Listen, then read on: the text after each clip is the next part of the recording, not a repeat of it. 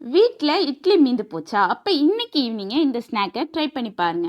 இதுக்கு ஒரு கப்பில் பஜ்ஜி போண்டா மிக்ஸ் எடுத்திருக்கேன்.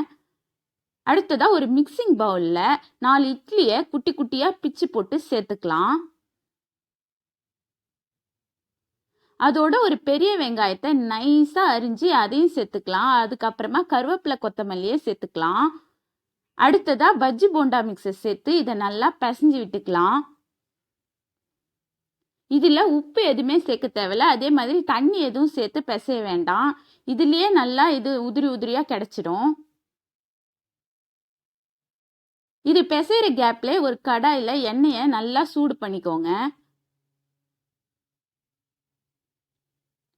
எண்ணெய் நல்லா காஞ்சோன்னே இதை உதிர்த்து அதில் சேர்த்துருங்க.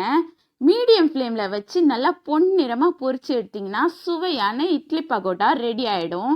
இது மாதிரி இருந்தால் இட்லியும் வேஸ்ட் ஆகாது. அதே டைம் ஒரு பெஸ்ட் ஸ்நாக்ஸ் செஞ்ச மாதிரி இருக்கும். நீங்களும் ட்ரை பண்ணி பாருங்கள். தேங்க்ஸ் ஃபார் வாட்சிங்.